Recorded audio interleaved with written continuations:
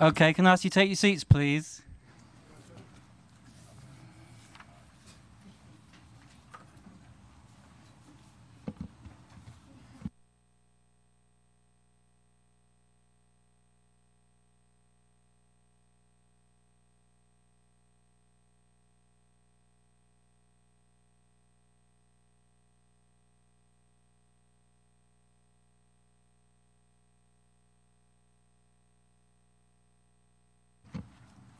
So welcome everybody to the Development Control and Regulatory Board for Thursday 24th of May 2018.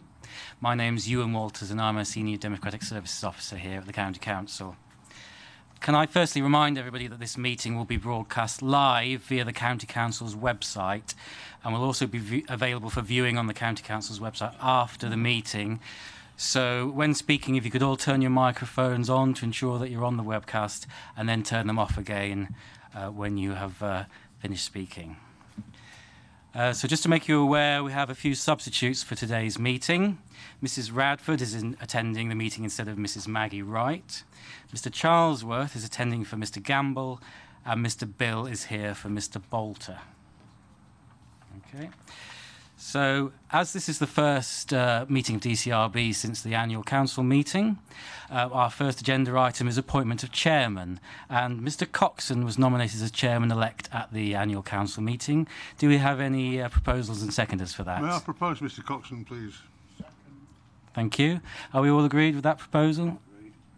Thank you. And I will hand over the meeting to Mr. Coxon to chair. Thank you, Ewan. Item number 2 is election of a deputy chairman. From the chair, I'd like to propose Councillor Gillard. Second. Any other nominations? No. Thank you. Item number 3 then is the minutes of the meeting held on the 12th of April. On pages 3 to 6. Propose to be adopted, Chairman. Yeah, thank you. Any comments or questions on that? No, thank you.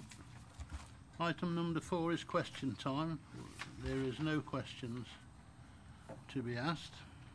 Item number 5 is questions asked by members under Standing Orders 7 and 7.3 and 7.5. There's none of those.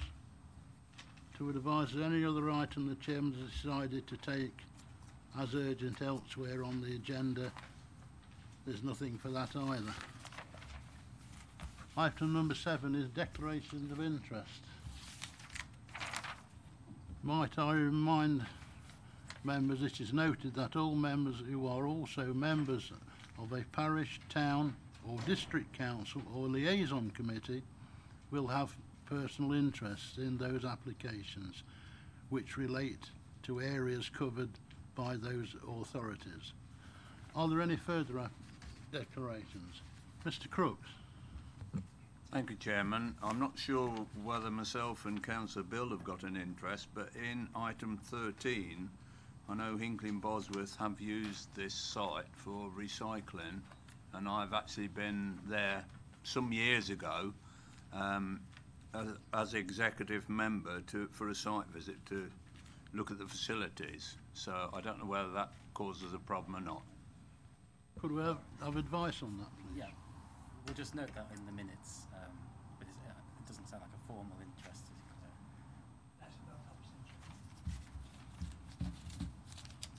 Nothing else? No? Thank you. Item number 8 then, presentation of petitions. There is no petitions been put forward to be presented. Moving on to the main body of the report, then is item number 9, application for a definitive map modification. Could I ask Mr. Cross to present this report, please? Yes, thank you, Chair, and a very good afternoon to new members and existing members who've joined the board. As those of you who have been the training will have heard me say before, this is the best committee to be on. You actually make decisions. And we also have today a very full agenda, shows the range of work the board does, kicking off with a joint report from the Chief Executive and the Director of Environment and Transport in connection with a definitive map modification order. Now, this is quite a lengthy and long report. Now, I know members will have been through it, but I'm going to take you through it steadily and quite slowly. I'll be assisted by my colleagues from the Rights of Way team, Stephen Tipping and Edwin McWilliam. We've also got some graphics which we'll be referring to as the report progresses. I should say from the outset, given there's quite a substantial public presence at this meeting, what this report is not about, and it's not about anything other than dealing with a definitive map modification order. So anything else, please put out of your minds and just focus on the fact that this is a county council matter dealing with whether or not to modify the definitive map that contains the rights of way. I must also apologise for the fact that these reports can be quite complicated, involving a couple of authors, and there are one or two small little typos that unfortunately have crept in, which I hope we've spotted in terms of the preparation, which I will go through and cover when I get to them. Part A of the report on page 7 and 8 is effectively the summary, and the key thing is when you've considered the report, considered any matters pertaining to the report, that we're asking you to make the recommendation contained at point 2, and the reason for the recommendation is contained at point 3, because from an officer perspective, we feel that the various tests have been satisfied, that this matter can go forward to be part of the definitive map. And I should also say at the outset that definitive map modifications involve a process of which, if you agree with the officer recommendation and pass the recommendation, will mean that depending on whether there are any further objections to the order when it is formally advertised, the matter would be considered separately by the Secretary of State at a public inquiry or something similar, chaired by a planning inspector. So we've got a little way to go before anything actually happens in terms of real terms to this, these footpaths, if you agree the recommendation, appearing on the definitive map. So turning to page 8, paragraph 5 indicates what this is about, referring to an original application. And the first typographical error is in paragraph 5, where about 5 lines down, you see the things were triggered by an F. Now, unfortunately, in the morphing of the report from legal services to committee services, planning application was morphed into an F, but F stands for planning application. Another application came in, that's referred to at paragraph 6, and both applications were consolidated, reference paragraph 7. The applicants who proposed this modification have referred to the evidence that they gathered, and that's contained in Appendix Appendix A. So the first thing that happens with this type of application is that officers from the County Council investigate the claim. They do that by going on the site and talking to people and listening and gathering evidence, but also requiring people who are supporting the application to submit what we call user forms. Now, a number of forms have been supplied, and that's contained in paragraph 10. I should mention, as you've seen from the plan, that these 2 paths requested to be added to the definitive map are in 2 separate fields. Paragraph 11 indicates who owns the land in question, and the fact that it is subject to an option to purchase, or was at the time the application was made. Made clear from the outset, paragraph 11 and beyond, that the solicitors acting for the landowner do contest, or did contest, the making of this order. But it's right to say that, I think yesterday, was it, Stephen, we heard from the solicitors that this order will no longer be contested at this stage. Paragraph 12 indicates that the land in question has been farmed by a tenant farmer. And paragraph 14, the applicant presented a petition to Blaby District Council in December 2017. Should point out, members, that anything that goes to Blaby District Council is not a county council matter, but perhaps reflects, I suppose, public concern about the circumstances with regard to the planning application. If I can turn to the paragraphs under the heading brought into question date at paragraph 17, and that's the key thing. I shall be referring later on to the statutory provisions in the Highways Act, but the key thing here is Officers have got to be satisfied that there's 20 years use, but the issue is when does the date that the 20 years use is calculated from. So paragraph 17 deals with the fact that from an officer perspective it's linked to the submission of the planning application, and the brought into question date for which the 20 years runs from is to be the 6th of October 2014. Paragraph 18 at the bottom of page 9 makes the point that only evidence then available to the County Council to the period before October 2014 can be used to show whether the right-of-way has been maintained. Now, the user evidence charts are attached to appendices E and D, and the user evidence forms and the background items is item 6, so they're not with your pack. If I could perhaps pause there and just ask Stephen to perhaps just take us through the graphics, if you wouldn't mind, please. To the graphics for a moment, Stephen. Thank you. Just check my microphone's working. Thank you. We have some photos of the claimed footpaths, and I'll relate those to the plan at Appendix A, which you'll find in your pack. That's Appendix A plan. And we're going to start looking at the footpaths from point A on this plan. So here we are. This photo is taken standing at point A and looking towards point B, and you can see a well-worn route around the edge of the field next to the hedgerow. And I'll just point that out. So that's running up here. Sorry, I flicked onto that. So this photo now is taken at point C and is looking towards point D, and you can see the clearly well-walked route in the right-hand side of the picture there. And this is a view at point D.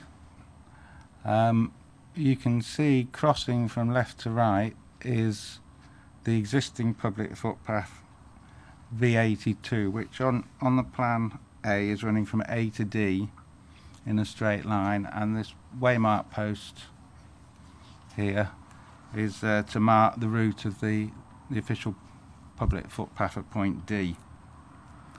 And we're looking down in the distance towards point E. I'll just come back.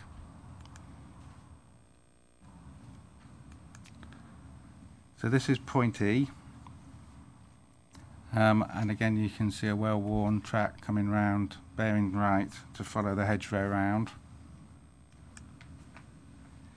and that then follows back to point A, which we started at. And so this is a route round the southernmost field, and you'll see on plan M1060P there are actually two circular routes around two fields. And we'll now look round the northern field. So this is at point F, and it's looking north.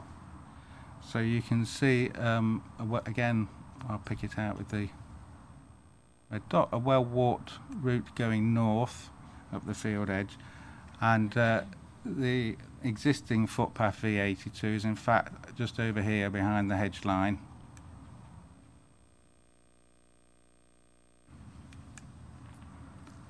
And now we're at point G, which is the northernmost point of the northern field, and we're looking towards point H.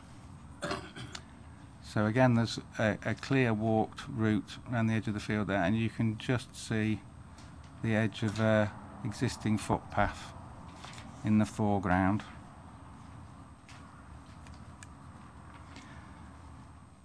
And so again, we're down to point H, very clear, wide walked route around the corner of the field, and then looking up towards point F,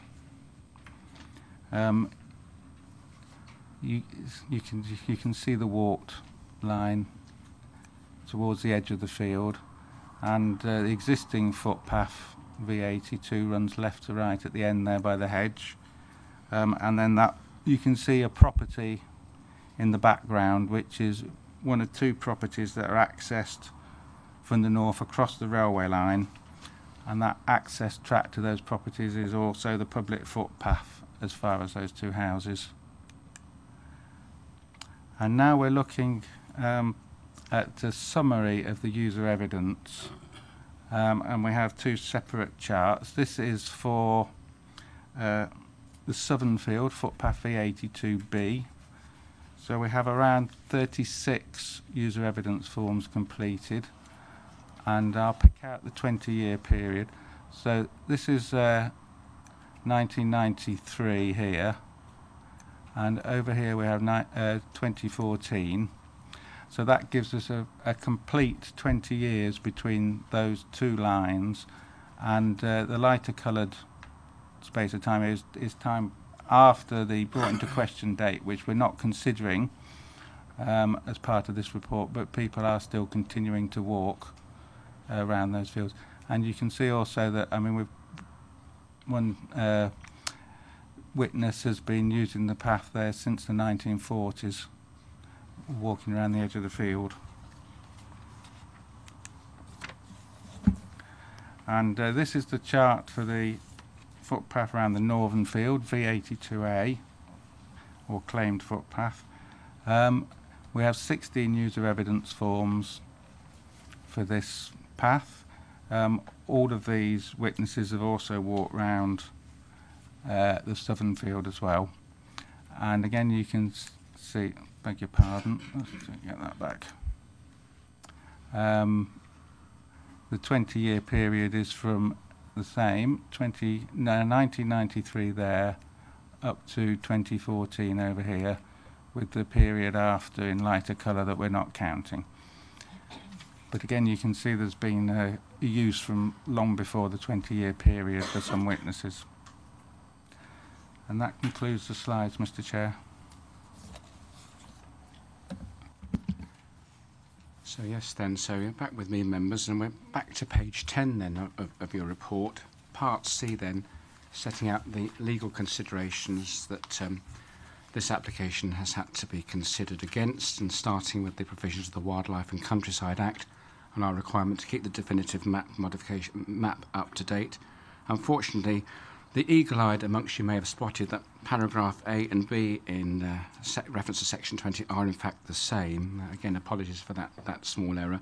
The paragraph that we're operating under is actually the second paragraph, paragraph B. It's important that the County Council keeps the definitive map up to date, and we do that when there's an issue about a right-of-way not being shown on it being brought to our attention. And the test that we have to decide, or which we're asking you to decide, is under the heading Test A and B, starting at paragraph 22.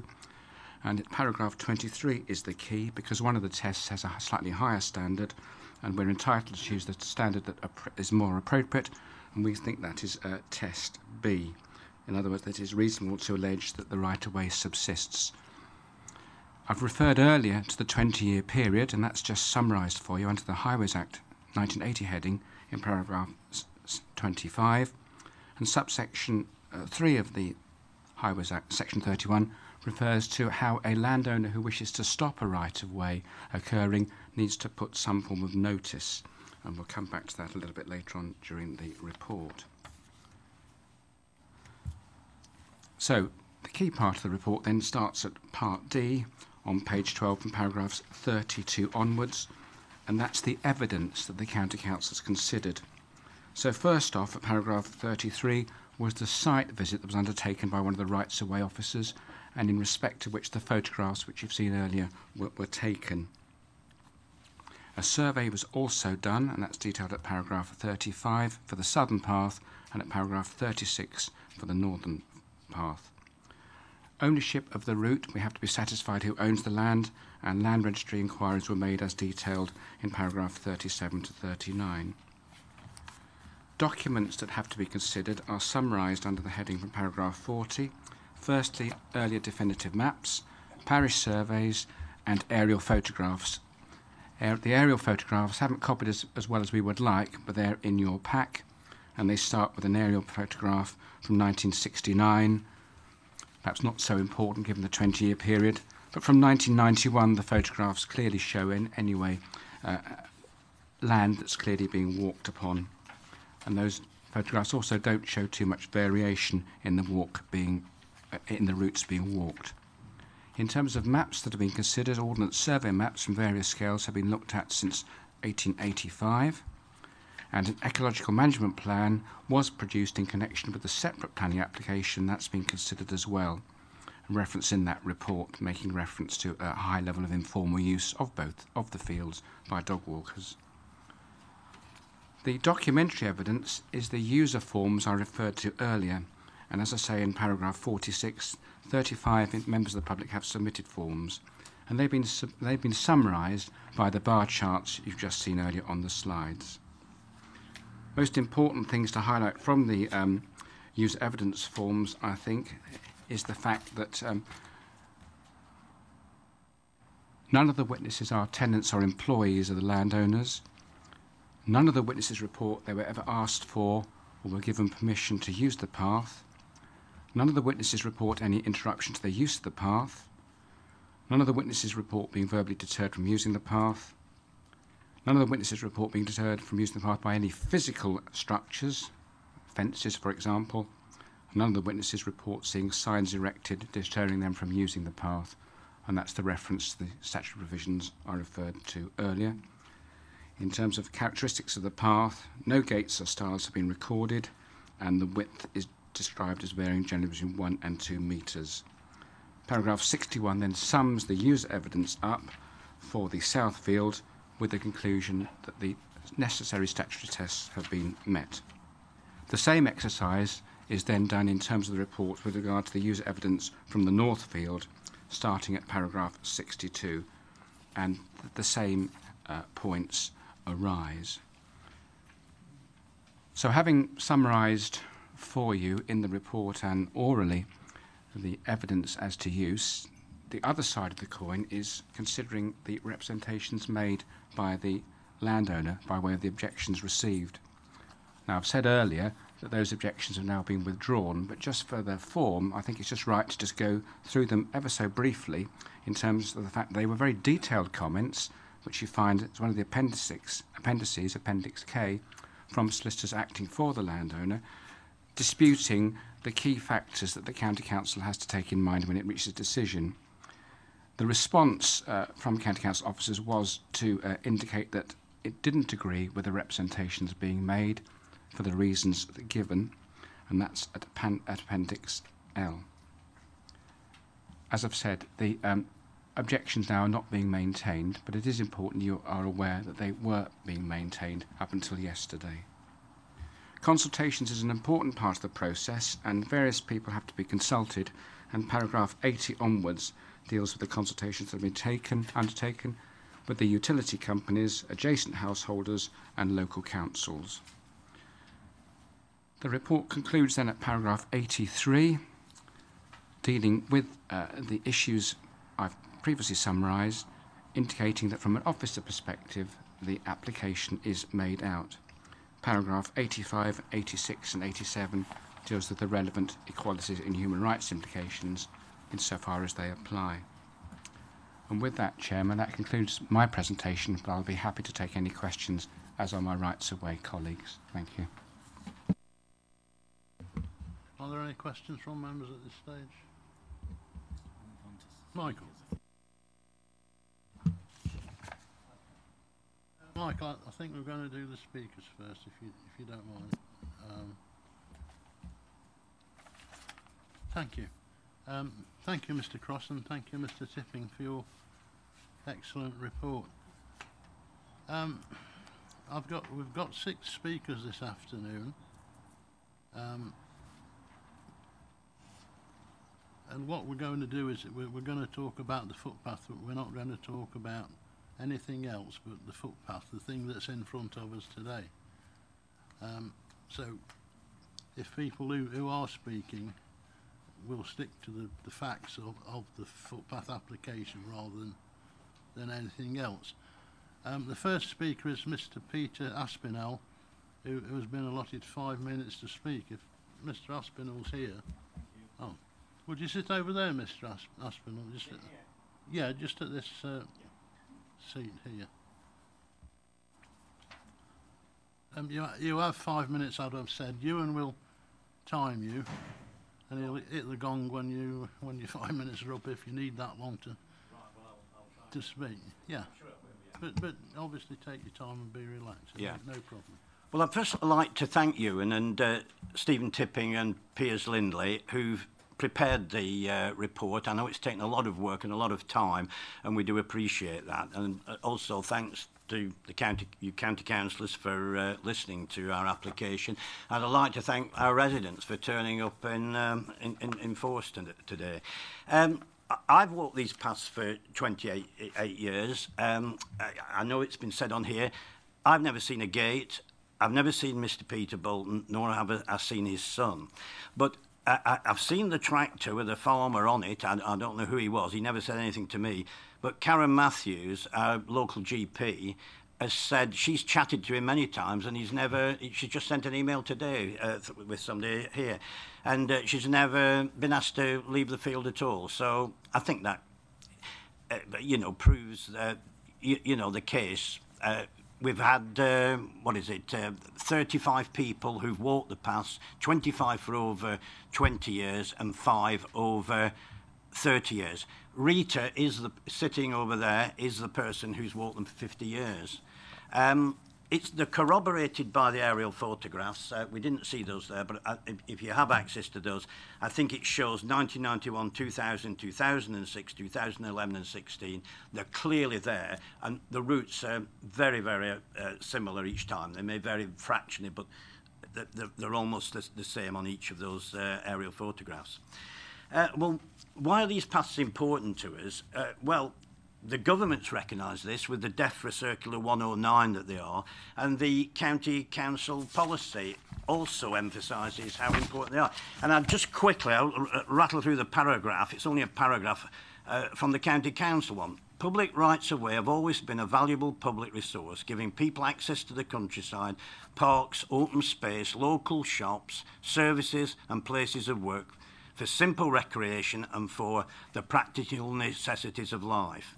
An increasing emphasis is now being placed on paths as a sustainable and healthy alternative to the motor vehicle for local journeys, allowing people to avoid the busy road network. 625 people opposed the development when it came out, and the rights of way, the proposed rights of way, and on this green space, it's the only green space servicing about 2,000 people in this area of Kirkby Muxloe.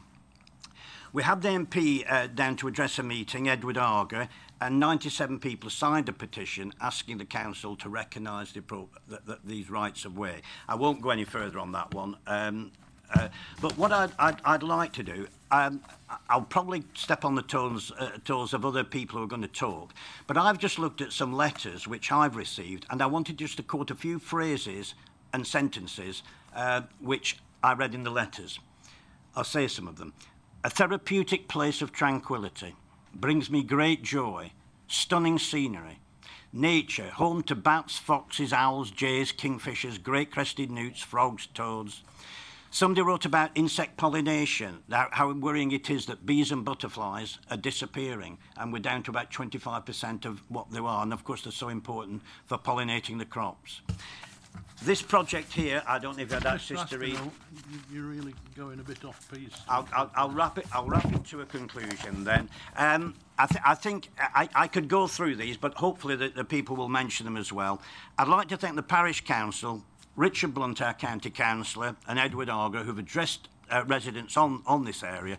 It's about the quality of life of residents, not just these residents here, but residents in the future generations. Thank you. Could you just remain there, Oh, Mr. sorry. Aspinall? It's just a thing that we do, that we ask members of the board if they'd like to ask you any questions Sure. on what you've said, nothing else. Yeah. Are there any? Mr. Patton? Yeah, well, I just want for clarification. You told Mr. Aspinall to remain on the subject. What was it you felt he was digressing off? The footpath, because I thought what he was saying was pertaining to the use of a footpath.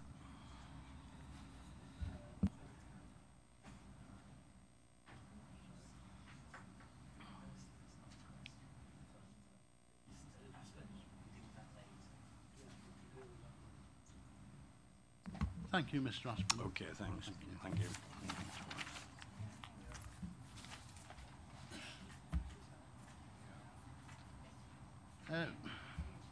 Next, Make it clear again. Make it clear again. It's only questions about whether they've used the footpath, not about whether it's a good place to. yeah, yeah. Could we have Mr. Chris Frost, or was it Mr. Mr. Frost. Yeah. If I could just make it clear again that it's only about the footpath. It isn't about anything other than the footpath.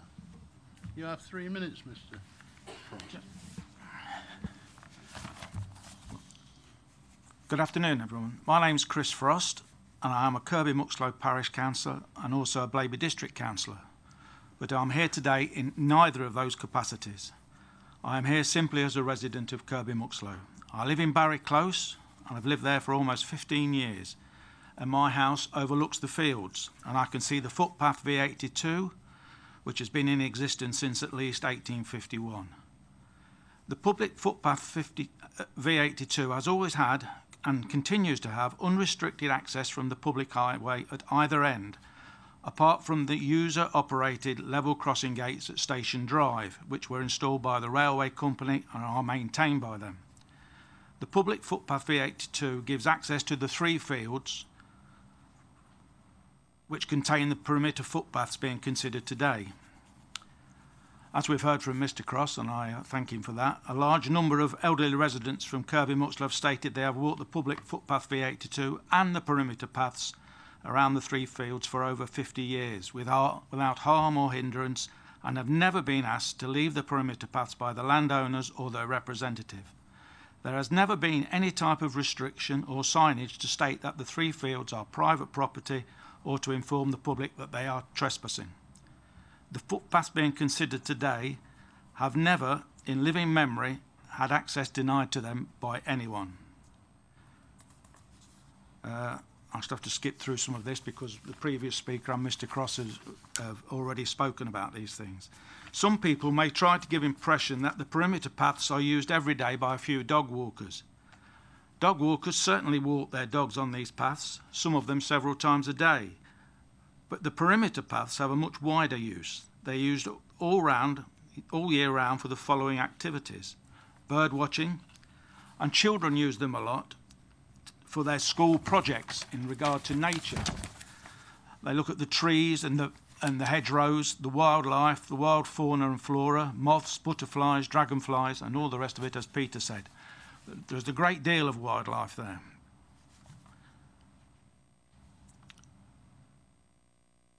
Adults have, since before the 1960s, walked these perimeter footpaths and then continue to walk these paths on a daily basis for recreational and therapeutic purposes. In addition to that, Leicestershire County Council Ecology Department holds extensive records of the work recorded and documented in these fields by Jane McPhail, L. Martin and Elizabeth Rogers, amongst others. In April 2017, a number of residents came together under the umbrella of the Residents' Action Group and applied to Leicestershire County Council for the definitive map modification order. They also approached the Parish Council for support, and at the next Parish Council meeting, the Council unanimously agreed to give their full and unconditional support to this application. The Parish Council considers that the loss of these perimeter paths would lead to further erosion of local green space and would be extremely detrimental to the well-being of the community. I'd just like to say something about Blaby District Council. Their local plan in 2013... I'm sorry, you are drifting off again. We were talking about the footpath. The footpaths. Well, I was just going to mention that Blaby District Council have noted that there is a distinct lack of these open spaces within the area. Okay.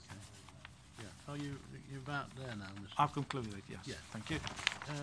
Are there any questions from Mr. No. You're free to go then, sir. Thank you very much. Thank you. Could I have David Rogers then, please?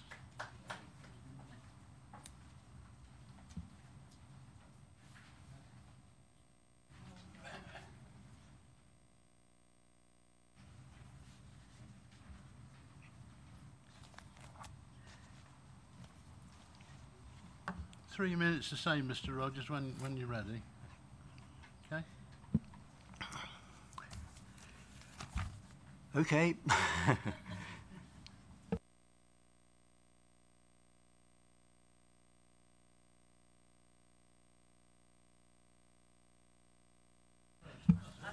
Okay. Right, well, my name is David Rogers. I hope that you'll excuse me from reading from these notes, because if I ad lib, it'll be gibberish. Anyway, I'm very strongly in favour of this proposal to add these 2 footpaths to the definitive map and to make them rights of way and permanent. My reasons are, 1, I have been walking these footpaths for well over 30 years. I've lived in Kirby Muxloe for most of my life, in fact, and I'm sure I can thank them, that's the footpaths, for much of my present fitness and good health. I walk them virtually every day, summer and winter. They're quiet, safe, the air is clean and fresh, and quite simply, the hedgerows, trees and wildflowers are beautiful. I've grown to love the whole unique area, and if I were to lose the freedom to walk these paths, it would be like losing half a home. It would hit me very hard indeed, and I know no other comparable place to walk without driving for miles just to get there. The hedges around the field should be preserved for their own sakes. Because they have been left to nature for so many years, they have evolved in diversity under now genuine, natural Old English hedgerows. They have been dated as being at least 300 years old, just from the number of plants and trees found, species found there. I wouldn't be surprised if parts of these hedgerows are not as old as Kirby Castle itself. They provide habitats for a huge variety of animals: mice, voles, hedgehogs, foxes, rabbits, hares and squirrels. I've seen them all. And as for the birds, I'd bet there must be 20 or 30 species minimum, not counting summer visitors. Mr. Rogers, we really just need to know. And don't mention the insects. About you walking the. I've trodden and been bitten and stung by a whole arsenal of them, but they've got as much right to be there as I have. My time for talking is running out, I suppose.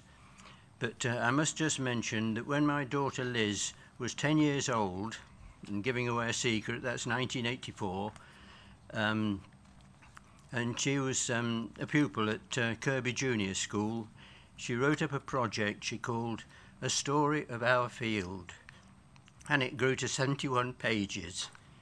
I brought it with me here, and I'd be delighted to show it to anyone interested, and I'll bathe in the reflected glory. Thank you for your attention, and yes, let's preserve and secure the hedgerows and the footpaths and keep them open for me and everybody else as well. Thank you for your attention, and bye for now. Thank you, Mr. Rogers. You did drift off a little bit, but well, that's what okay. Footpath walkers do, isn't it? Just, is there any questions for Mr. Rogers? No. You're free to go as well, Mr. Rogers, then. Thank you. That's a pleasure. Okay. Do I switch this off? No, leave it on. Oh, okay, right. Thank you. Could I ask Aileen Aspinall, please? No. Mrs. Aspinall?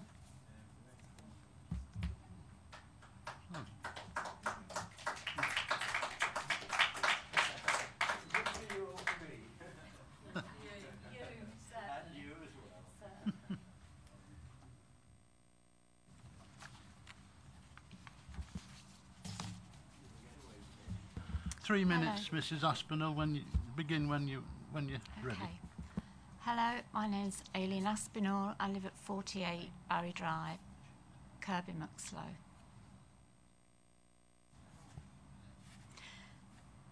Carry on.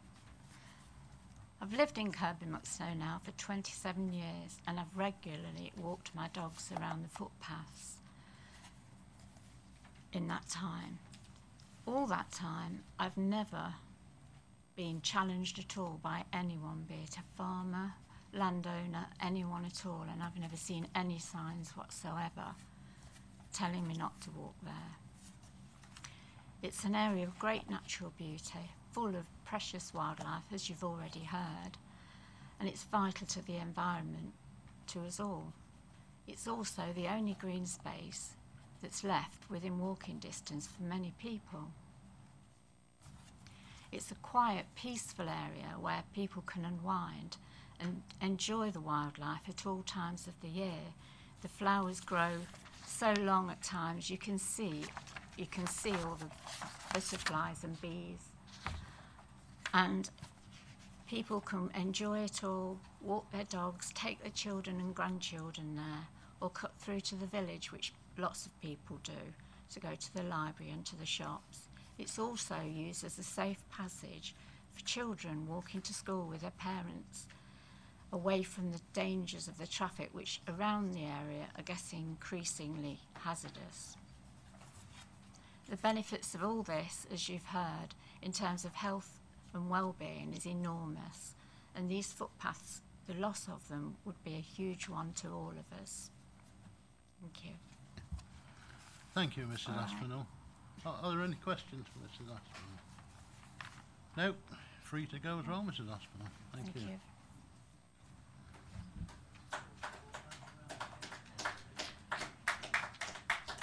Could I ask Ruth Burrows to? Yeah, it's Barrows, but yes, that's fine. Yeah. Ruth, we are looking at use of the footpath rather yeah, than and the I'm very environment aware of of. the footpath. I am aware of that. I suppose I didn't realise it was going to be this formal.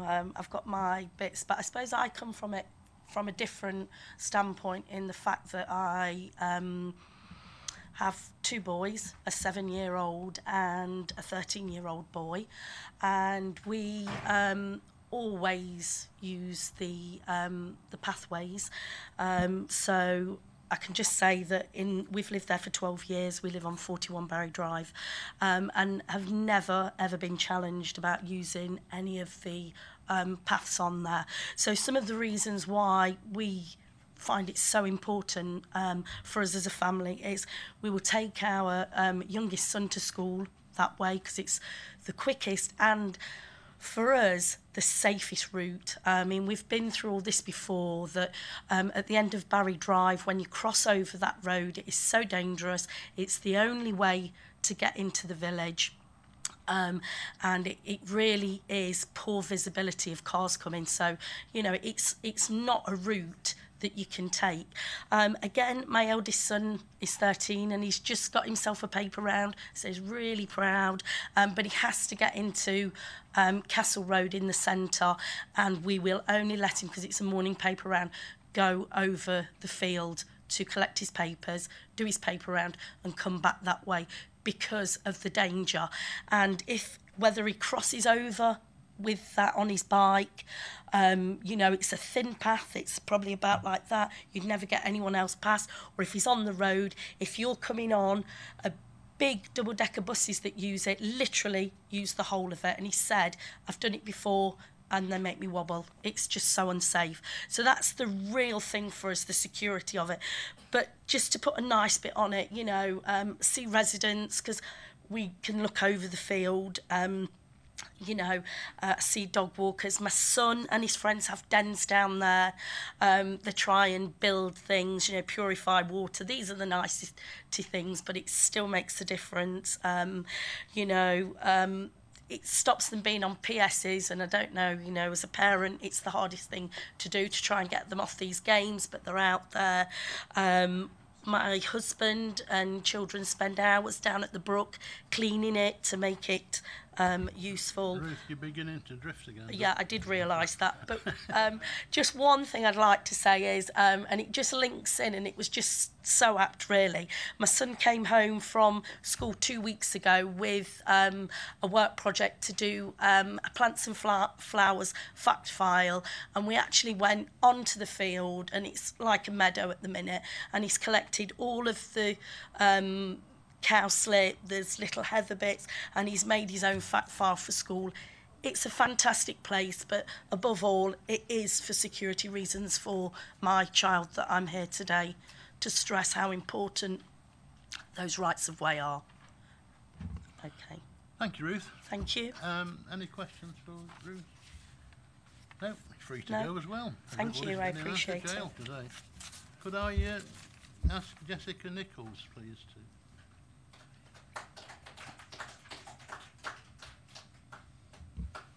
Jessica, you have 3 minutes, and could you stick to the use of the footpath, Yeah, please?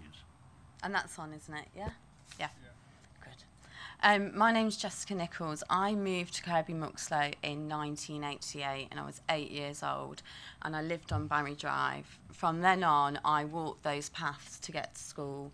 As Ruth said, that's the safest way. Kirby Lane has a very thin path. There's poor visibility either way. And as a child, I didn't feel safe. And as an adult crossing that road, I still don't feel safe. So those paths give me access to Kirby Muxloe Village, gave me access to my friends. Me and my friends walked those paths, collected flowers, made dens, used a rope swing, did all of those things, looked in the stream at frogs and things like that, because we have lots of frogs and we collected them and we put them in the pond. So for all of my life, that field and those rights of way, both sets of fields have been important to me, for either accessing the village, accessing to see my friends, accessing school as a safe way to walk, and also making me healthier, exercising, all of those things. But also, as in my later years, so my sister has a dog. When I had children and started to use the field in different ways. So I used to go with my pushchair and push my baby around the fields, around the sides of the path, to walk the dog with my sister. So it was a bit of a, it was well-being and exercise and fresh air for me and my child, and have time with my sister. So I've used it in those ways. Now I have my own children in their school age. Most days I use that field to walk them to school, and that is the safest way. And I wouldn't be able, I don't think, to walk the Kirby Lane way. My friend over there, you can see the pushchair. That pushchair struggles to fit on the pavement at Kirby Lane. So therefore it isn't safe, because, and also you've got all the kids walking at the same time. So to walk through that field to access the school is really important. It also, I know you say it's not linked to the past, but having that time with your children before and after school to talk about nature, to engage them, to have the fresh air, to be able to use it when you're not at work, so when you're not at school. So flying kites, we've been sledging, we've built snowmen, all of those things. And have I run out of time? No, you're going a bit wobbly. Am I? You've gone off the path. I didn't want you to fall in the brook. Okay. So for me, I've used them throughout my life. I've used them as a child. I've used them as an adult with young toddlers, walk with my sister on the paths. And now I use it as my children are older as a route to school, and to experience as a well-being in the weekends. So I have with flying kites, and we've done all of that. For me, it is the only green space available to me as well. So not only do I use it as access and safety, it is only green space available. But it's only the footpath, Jessica. Yeah, but those footpaths mean that I access a green space because I get to do the things that I want to do. I can walk dogs, I can access the children to school safely. Yeah, I think And that has benefits which are greater than just the paths, aren't they, to all of us? I think your time's up as well. Okay. Thank you. Thanks very much. Thanks for coming. I do appreciate it. Thank you. Yeah, thank you. Oh. Jess, what I have done is, yeah. You'll get back to the chair. Nobody won't ask anything. You can write. Questions for Jessica? Anyone? Bit more exercise. I'll switch that. Later.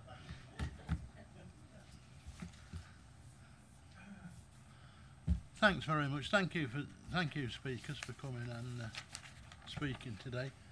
We now go over to the members' discussion section. Really, Michael, you asked a question, or you wanted to ask a question, and I couldn't let you. It was a clarity from legal. Now that there's not being contested, what are members to make of the declarations submitted by the landowner and the farmer and the submissions by Eversheds? Are we still to take those into account? Through you, Chairman, in response to Mr. Charlesworth, the process has to be followed, and you have to make a decision. But the fact is that until yesterday, there was an objection to this order being made on behalf of the landowner. That objection has now been withdrawn, so you don't have to consider it, but you certainly need to be aware of it. But it shouldn't stop your consideration of the item.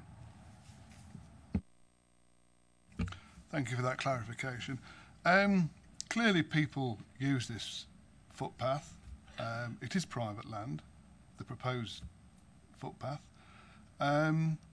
It's well loved.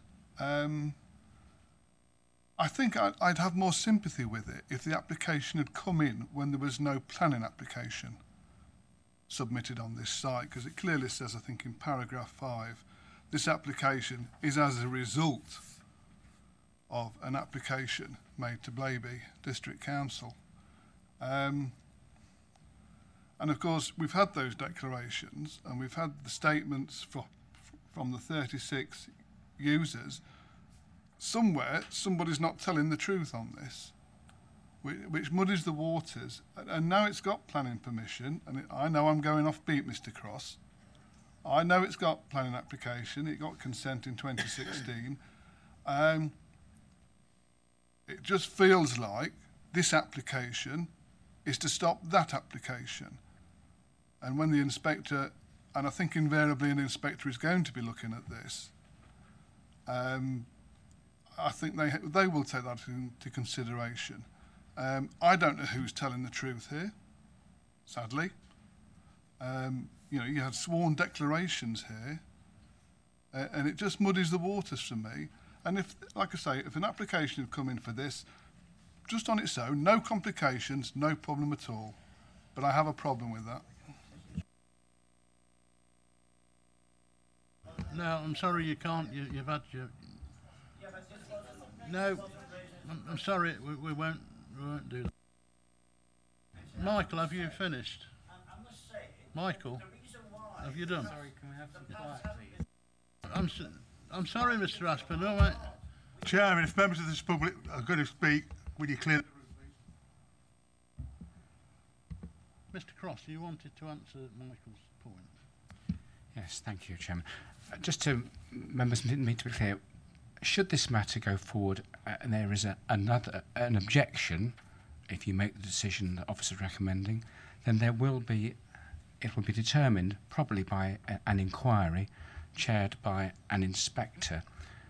But the inspector's job in these sort of circumstances is to evaluate the case with regard to whether or not the paths should be added to the definitive map. So he or she is not concerned in any way, shape or form with planning matters off-site.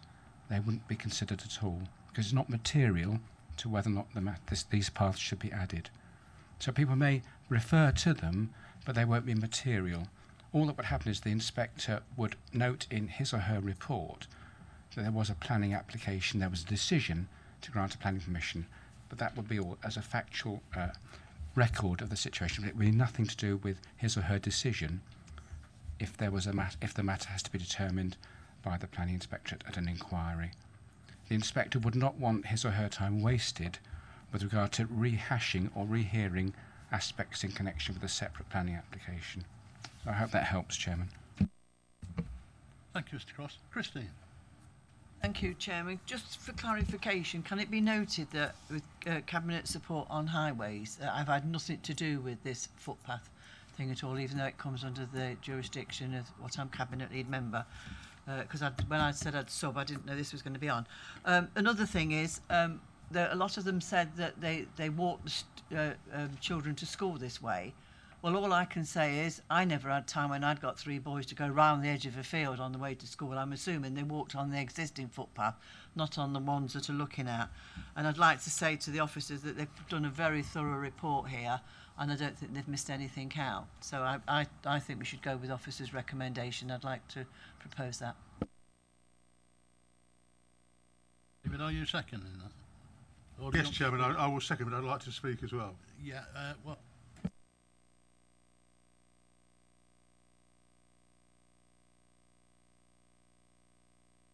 The officers have done a superb job in assembling the evidence, and I'm personally satisfied. And if nobody else will move it, I'll move it or second it.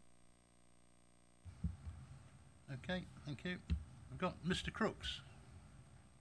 Thank you, Chairman. Just a quick question to start with. Do we have any idea why the objections were removed so late in the day? I mean, you know, yesterday. Did they give any reasons? Mr. Cross. You don't have to give reasons, you can just withdraw the objection, so we have no explanation. Thank you, Chairman. Okay, Chairman, can I... now there's no objections from the landowner, I can't see that there's an issue with not, you know, with refusing this item. So, as far as I'm concerned, planning applications don't make any difference. I know some members have talked about that. I had one recently in my ward, and there was a footpath right across it, and all they did was reroute it up one of the pavements, so it didn't make any difference to planning. You know, it still went ahead, but I'd like to support residents on this. Yeah, thank you very much. David. Yes, thank you, Chairman. Well, at the risk of stating the obvious, I'm a member of Blaby District Council and I serve on their planning committee, and I was involved in the planning application that's been referred to. But that is a totally separate item from this. We must put that to one side and judge what has been said this afternoon. And I am convinced and accept that there has been a right to way over here for some time, and the residents are correct in what they're saying. And I will not only second the recommendation, Chairman, I will vote for it and support it. Thank you, David. Sean. Yes, Chairman, I'm also satisfied with the quality of the evidence that's been given in support of the application. I think the path from the public gallery to the Speaker's chair has been particularly well trod today, if I might say that. But I would like to hear from the officers how they reached their judgment on the views expressed against it, because I think it's important in case they do come back. Mr. Cross. I'll ask Mr. Tipping to respond, please, Chairman. Thank you. Thank you. Mr. Tipping. Yeah, thank you. Yeah, a representation was put together by Evershed solicitors on behalf of the landowner to put the counter argument against the right of way, which I have been through, and it is my views on it are, I think, in the appendices. I didn't feel that the evidence that they'd put together was strong in any way, really. I mean, they were saying they'd put together statutory declarations to say that they'd asked people not to walk the path or approach them on intervals to turn them off. But they didn't really provide any evidence of that other than the statutory declaration. Nor did they provide any evidence that there'd ever been any notices put up on site to say that the routes around the field edge were not a public right-of-way. They did say they'd thought about fencing the public footpath in, B82, but they hadn't done it. And thinking about it didn't really... It has to be a direct challenge to the public, that the public recognise as being a challenge in order to count. And, you know, they would have to be there regularly if they were approaching people and asking them not to walk the path. And if they were putting notices up, they'd have to put them up and maintain them. So it wasn't strong. And they also suggested that possibly that the route around the edge of the field was caused by the farmers' vehicles going round, which I felt one look on site refuted that, to be perfectly honest. It was clearly walk lines and not vehicle tracks.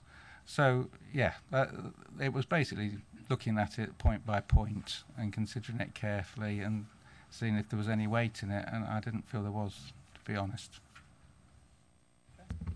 Thank you, Mr. Tipping. I've got a mover and a seconder. If there's no one else wants to speak, I'm going to put it to vote. It's been moved by Christine Radford and seconded by David Jennings that we approve. Could we go to a vote then, and all in favour of that? Well, that looks to be pretty unanimous to me. Mr. Charles. Sorry. Oh, it doesn't. Michael. Against? Oh. Abstentions then. So we've got nearly a full sheet. Okay, so it's approved from as far as we can from here.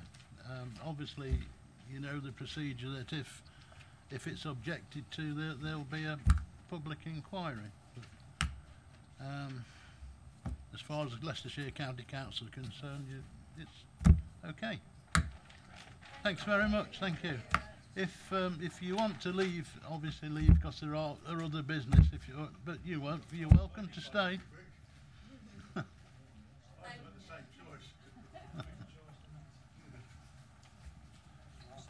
Yeah. Just let. Thank you.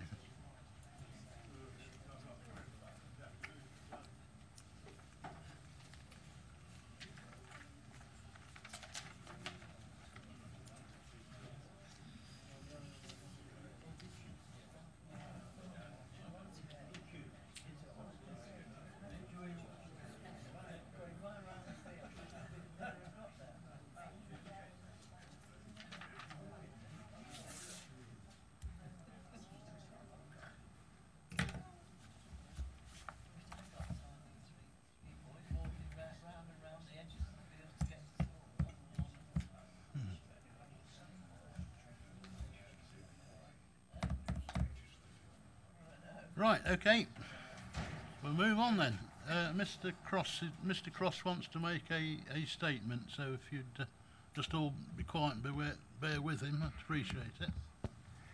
I'm ever so grateful, Mr. Chairman. It's apposite, really, at the conclusion of one of the longest rights-away reports that you've considered in a generation, that I can use this short opportunity of thanking one of my colleagues, Pauline Pritchett, who's sitting behind me, who is a legal officer in legal services who undertakes rights-away matters. The reason why the Chairman's very kindly indulged me in this is because Pauline is retiring next month after over 40 years' service in the public sector. In the last 18 years or so, she's been working here at Leicestershire County Council, undertaking rights-of-way work.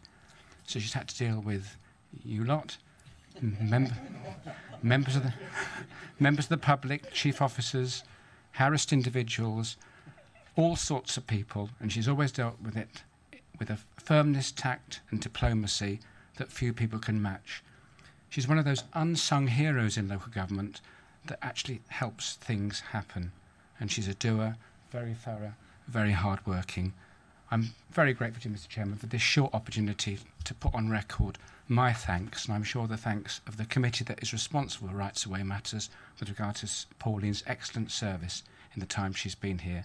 And if we perhaps give her a little clap in the usual way.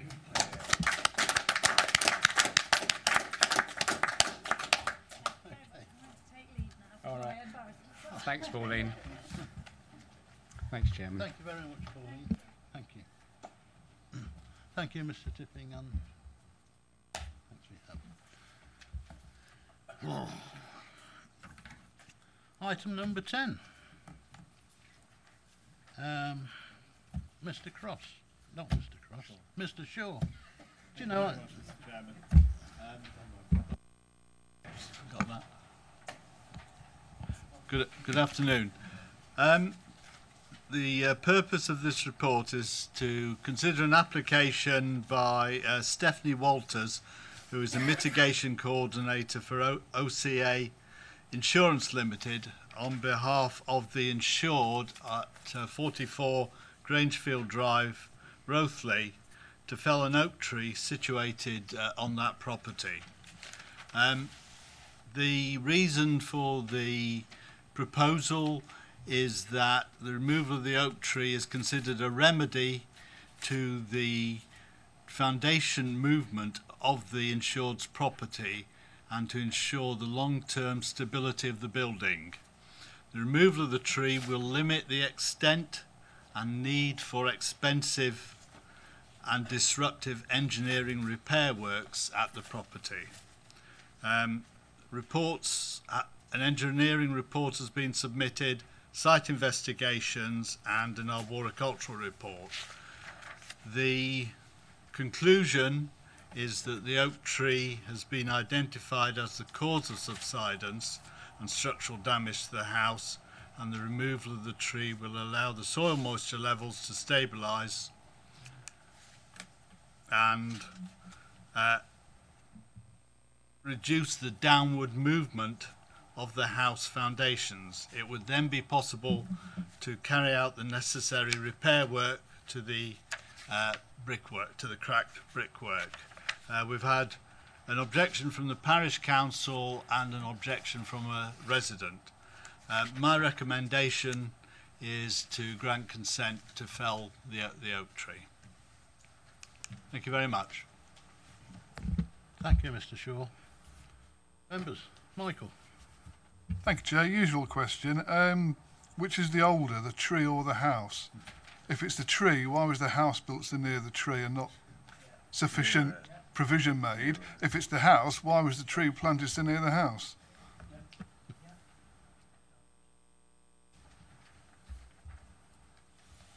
The tree is older than the house.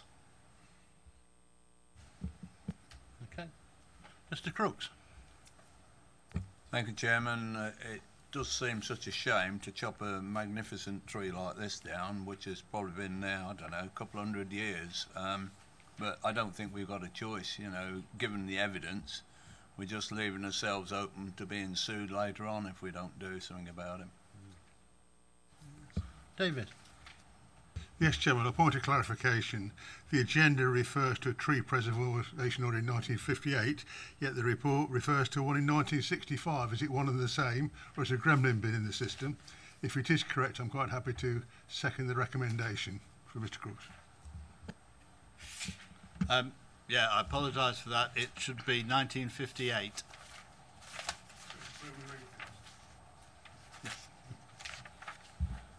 Ian. Yes, thanks, Chair. I was going to second this, but David's done it already. Oh. If there's no more comments, we'll move to the vote on this then. All in favour? It was proposed by Mr. Crook, seconded by Mr. Jennings, that we grant permission to fell. All in favour?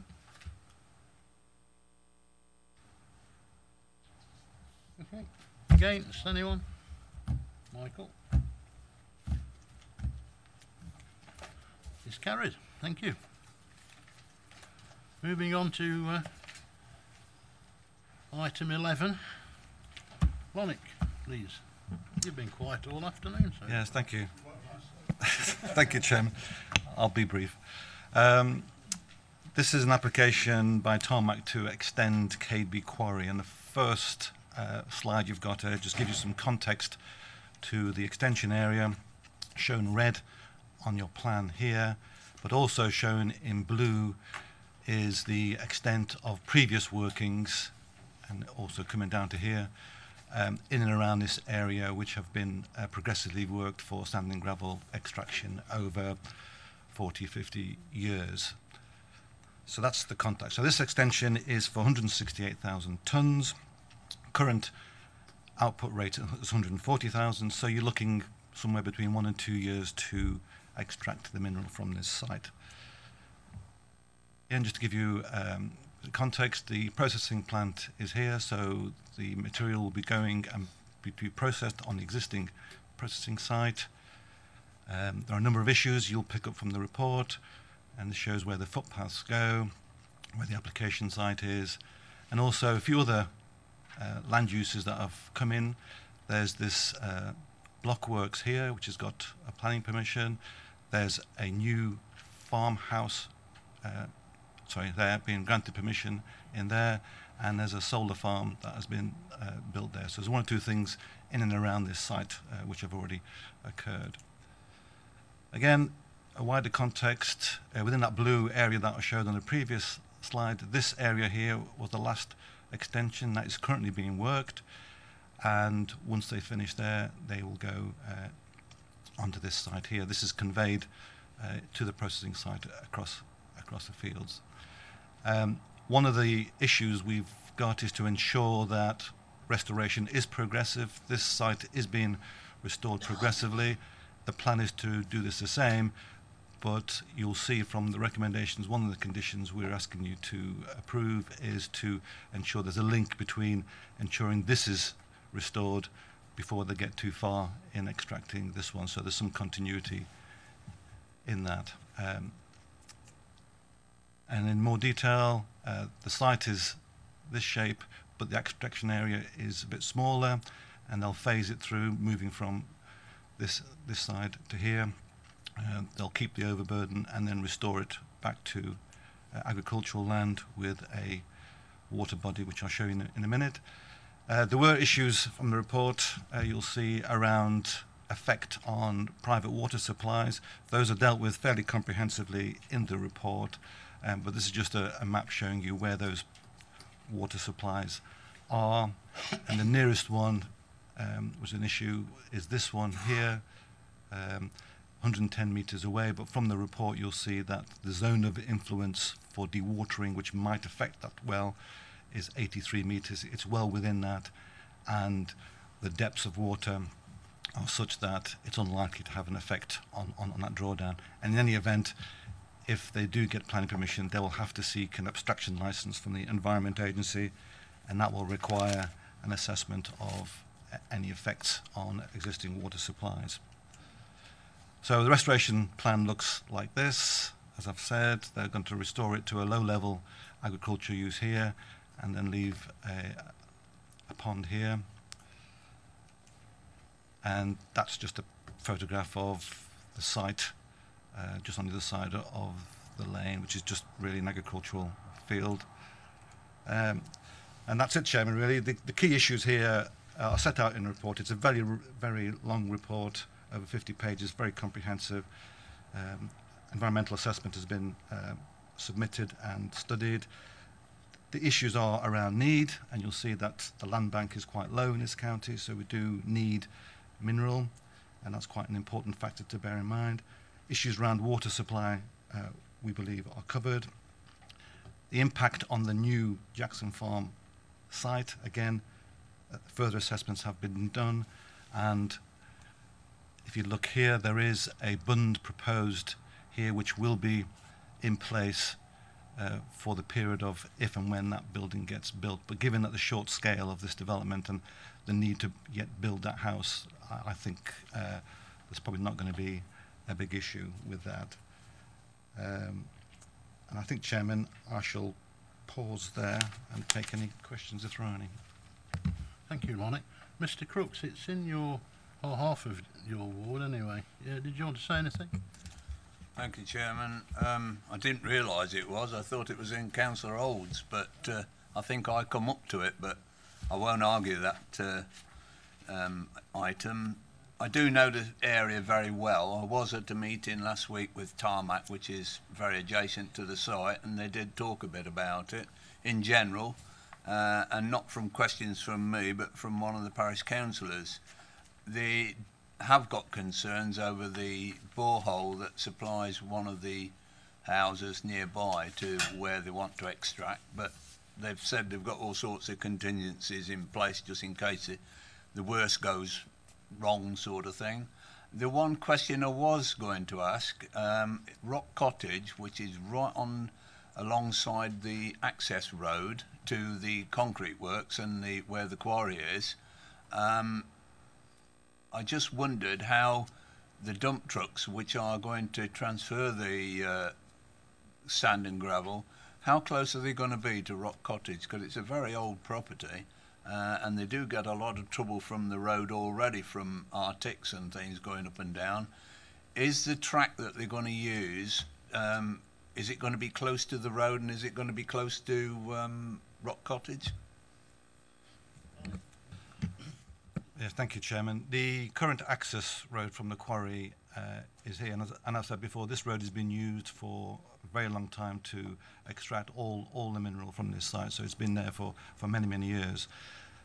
The idea is to take the dump trucks in here and then come along here on the other side of that track and then cross here. Rock Cottage is there. Yeah. So they come into here, processing plant, and then the lorries will go out as they have been doing. Okay. Thank you, Lonnie. Anybody else like to say anything? Yeah. Seconder? David? All in favour? I think that's unanimous. Thank you very much. None against, obviously it's okay.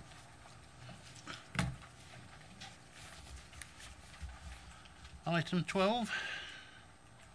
Lonick again, please. Thank you, Chairman.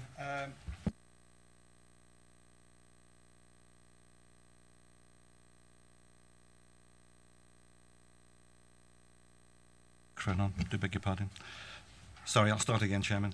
Tarmac Trading again, seeking variation of a condition on this piece of land within a wider mineral operating site.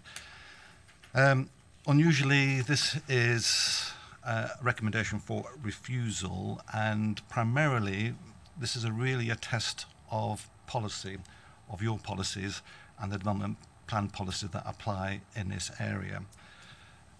They're seeking to vary this condition because this limits any use of this former concrete block plant to be used in association with the mineral operations. So this has been disused. There was a proposal a few years ago to use this as a waste operating site. That was refused for very similar reasons by this board, and have come back and want to use this as a builder's merchant, not connected at all to the activities of the mineral operations.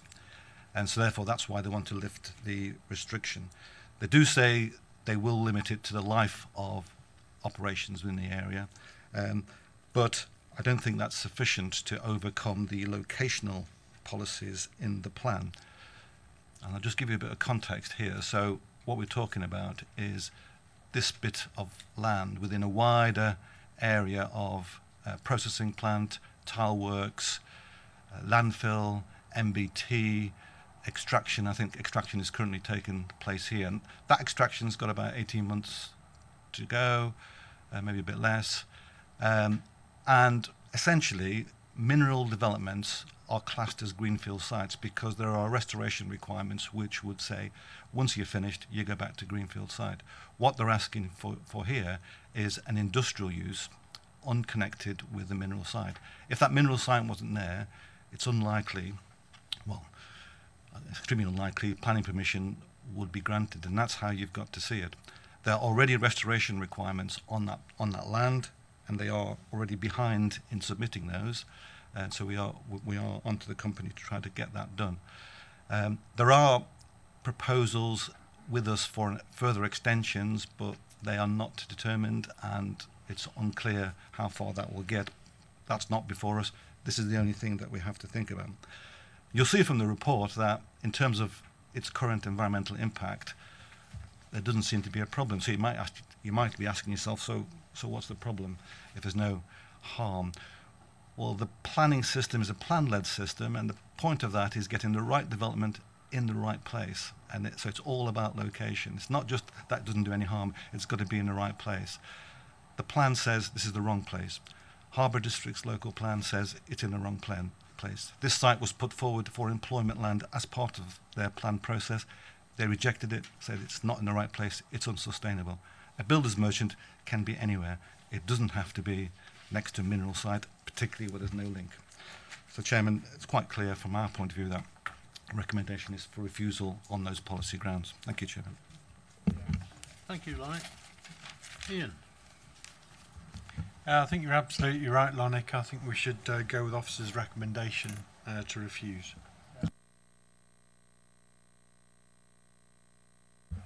Did you want to speak, Dan, or are you all right? No. Mr. Bill.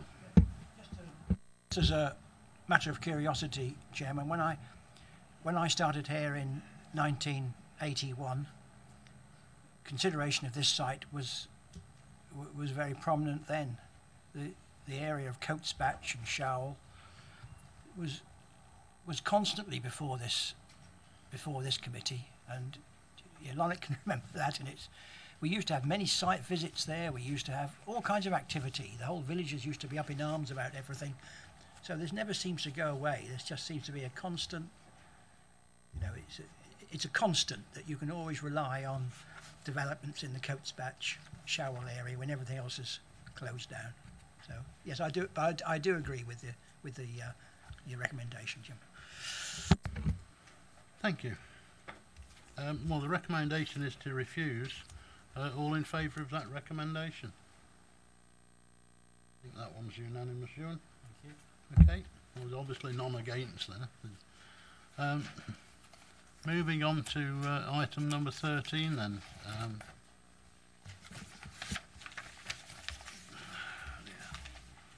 Which is Lonnet again, please, if you'd speak to this. Thank you, Chairman. This is a mainly retrospective planning application to site Smockington on the A5, a waste site. This is an aerial photograph showing the existing site as it is. The history to this was that originally it was a site that received a certificate of lawful development, so it was around for a long time, quite a smallish site.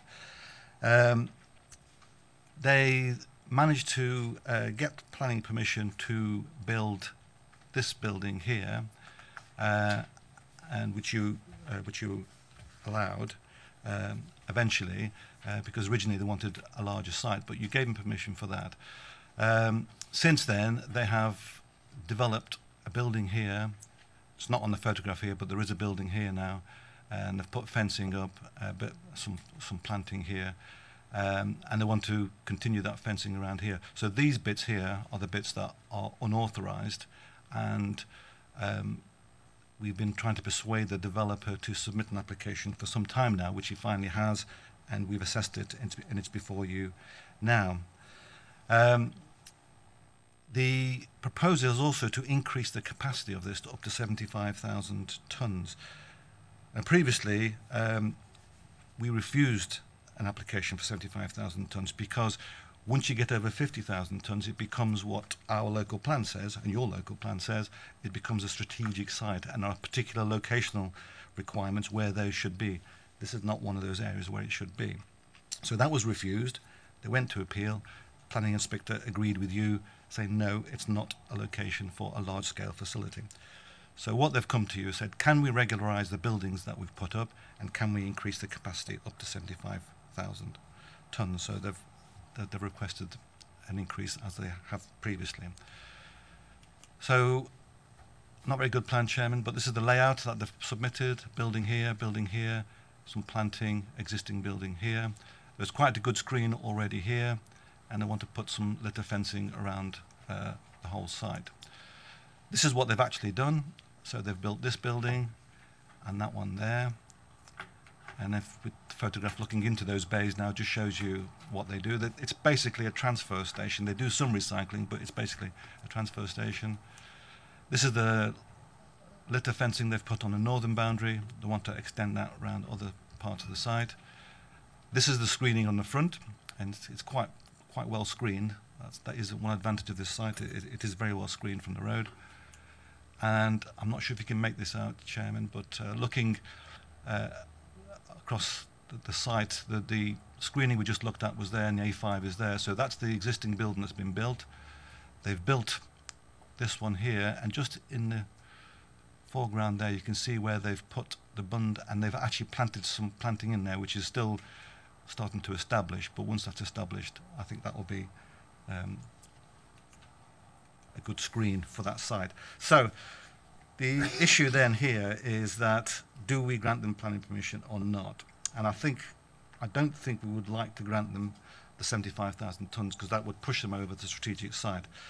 They currently operate around about 40,000 tonnes, because they've already built the facility. So if they keep below 50, I think we could honestly say that will be not compromise your local plan policies. because it will then not be a strategic site. It can be located in more dispersed areas. There has been a closure of another facility in the county, so there is a need argument for this, which again helps overcome any particular policy issues. So on that basis, Chairman, I think the balance is that we grant consent, but limiting it to 50,000 tonnes per annum. Thank you, Chairman. Seems a very sensible thing to do, Lonnie. Sean? Yes, thank you, Chairman. Happy to move this. I can well understand the officer taking a pragmatic view on this, but I would at the same time like some assurances that he will treat any further expansion strictly, not simply allow this to continue to expand on and on. So I'd like some assurance, please, about what action may be taken in the future. Thank you, Chairman. Well, obviously we'll monitor the site. I think Mr. Sheehan is right. We have to draw a line on this, but as you know, in planning, sometimes it's quite difficult to keep that line firm, but we will do our utmost to make sure that if they do come back or if they do breach the consent, then we will come back to you and get a decision from you what you want to do. Mr. Crooks? Thank you, Chairman. One of the main objections previously to this site when it was turned down was on capacity, and like Lonix has said, the one at Logic Park shut a couple of years back, so there isn't a lot of capacity in the area, and I know that Hinkley Bosworth use it, and it does save us transporting stuff very far because it's right adjacent to our main area of production of recycling. So there are few houses in the area. It's on a main road. I would support it, Chairman. You're moving it, Mr. Crooks? I think somebody already has. Did you remove it, Sean? I'll second it, Chairman. Okay. Yeah.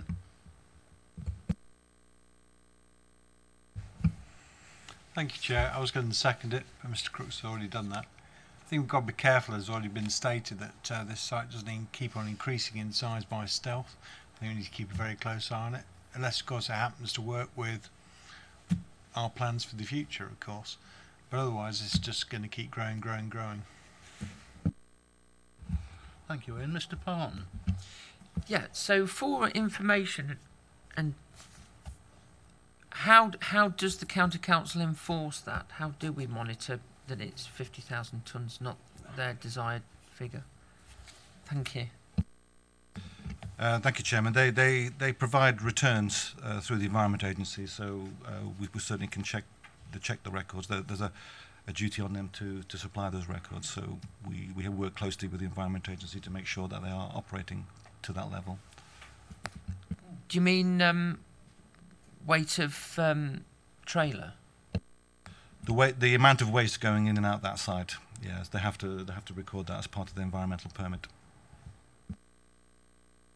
So, finally then, how easy would it be, as Councillor Bentley says, to evade that? Or how difficult? How easy is it? Well, it shouldn't be that easy, really. Well, the trickiest part is knowing when they're doing more. Can you tell by looking whether they're doing 50,000 or 55 or 60? I think that's the difficult area.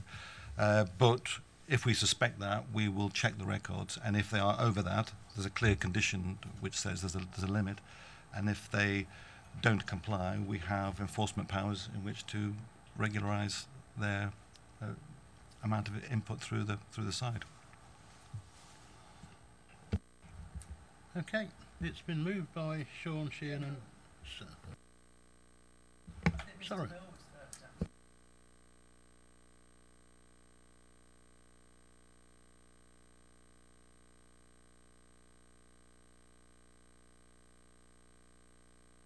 Just an observation, Chair. Highways England raised no objection. Well, they never do.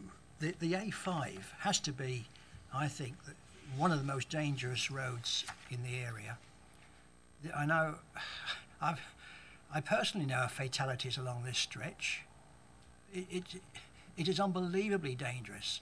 and yet whatever is proposed, they never do anything about it. Never say, well, it would be better if such and such was done, or they are an extraordinary body for not taking any interest in what happens in an area which I would have thought would be their responsibility. But anyway, that's just an observation. I do support this. Could I ask though that do we have any information about the proposed village which is intended to the north of this site, or even might be including this site? This came to light through the Blaby process, I believe, and I think presumably it's still being considered. Do we know whether this will be on the same site, or is it to the north, or have we any information? Could we have any information? It would be. Chairman, perhaps I could help you to some extent. Please do, David. The referred to building in Blaby is only one of a number of proposals put forward. It may happen, it may not. No definite decision is being made. It is just under consideration. Thanks for that, David. The curiosity about that is that Blaby knows all about this village, but in actual fact, yes, but in actual fact, the proposed village is within Hinckley and Bosworth. Hinckley and Bosworth are not talking about it, but Blaby are. It's a real curiosity, this is, and if any light could be shown on this village, which seems to be moving around the cross border. Going a bit off piece again, Mr. Bill, I'm afraid. And we can't blame the Lonnie, Yeah, Chairman, sorry, I just need to correct something, Chairman, in response to Mr. Partner's question. I was slightly incorrect in my response on the tonnage. I was right, there is a limit, but sorry, I'd forgotten that we'd actually specified for them to submit records to us as well about the amount of tonnages that they are using through the site, and that in that way we could check that. But as a double check, they have to do that to the agency anyway, and there's more of a legal requirement on them. But the condition 9 does require records to be submitted to us, which we will check and verify. Okay, thank you, Michael. That was basically my question. What monitoring thing have we got in place? But Lonix answered that, so. Okay. Anyone else? No, it's been moved and seconded. All in favour? That looks to be unanimous.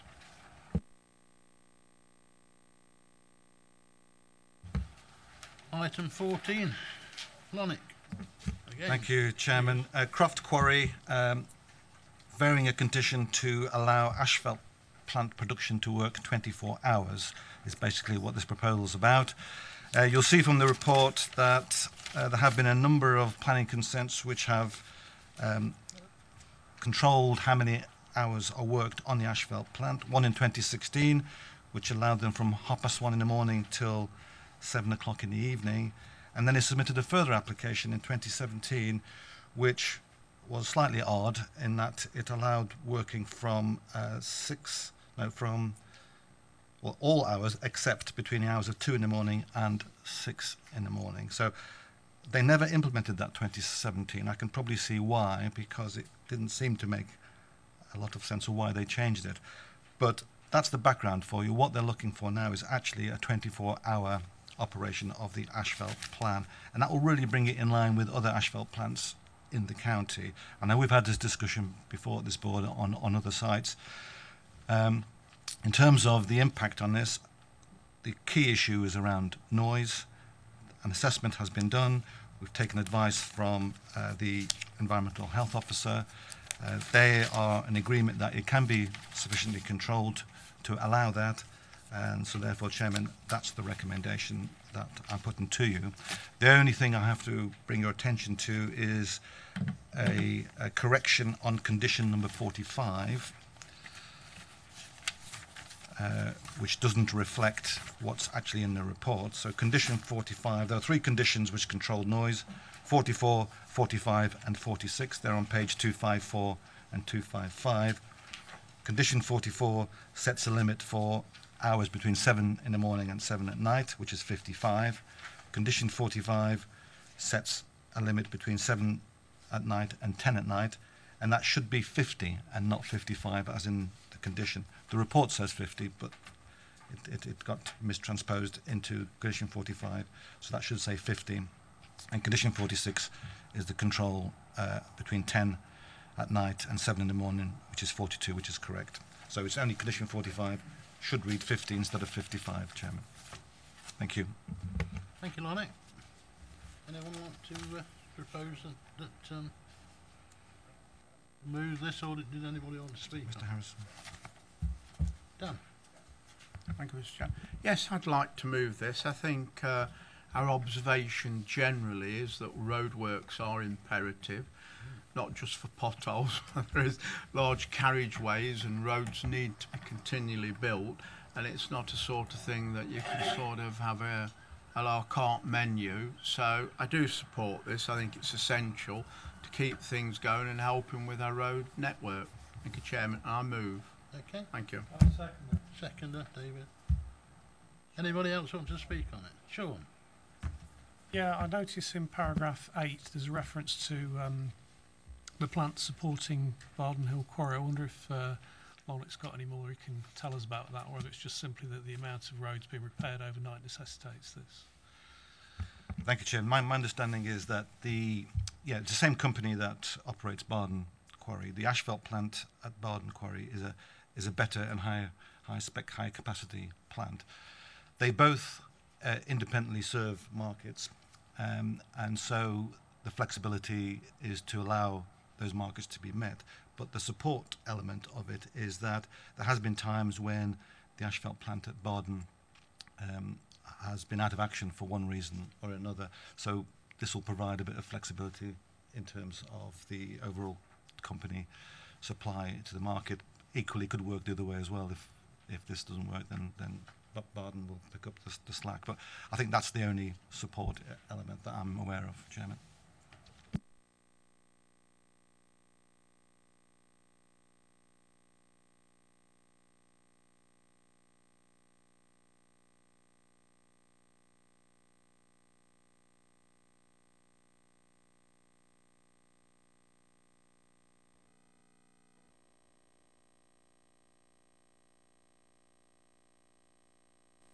Yes, thank you, Chairman. This is Airfield Business Park, a proposal for industrial buildings, which you'll see from the report, planning permission has already been granted in outline by Harbour District Council, but the County Council now intends to build and lease this property, so therefore it comes under the Town and Country Planning Regulations, Regulation 3, which we have a duty to determine. So that's what's before you now, is the details around this proposal.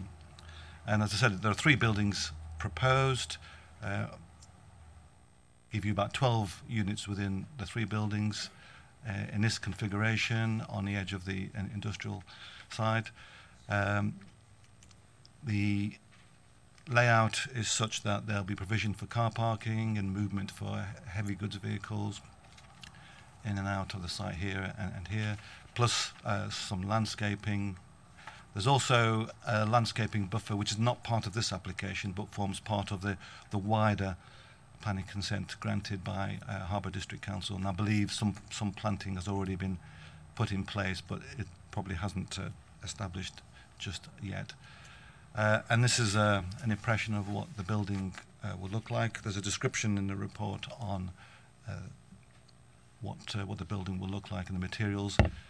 Some details of that will need to be submitted, but essentially, Chairman, that's what you've got. That's the additional planting at the back, and you'll see from the report there's a caravan park on either side of that part.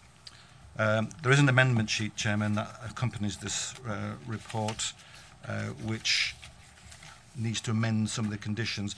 I've repeated the whole conditions in this amendment sheet just for clarity. So where there's no change, there's nothing marked on the sheet. The only changes are the removal of condition 6, because it duplicates other conditions already in place. And that has an effect of renumbering the conditions, and you'll see that from the amendment sheet. And just minor changes to words from local planning authority to county planning authority where that hasn't already been done, and some minor changes to the wording for the sake of clarity. Thank you, Chairman. Mrs. Radford, you asked about this, didn't you, at the briefing meeting? I've worked it out now. Oh, right. I'm a bit dyslexic. I was looking at 0275 rather than 0257. That's why I couldn't work out why the conditions didn't marry up. But anyway. So I'd like to propose that we go with the officer's recommendations and the amended conditions. Yeah, okay. Anyone else wish to like? Sean? Yeah, it's just interesting to see the County Council investing in buildings and trying to expand its property portfolio. It seems like a slight change of tack. I approve, but it is an interesting use of the reserves that we've got, Chairman.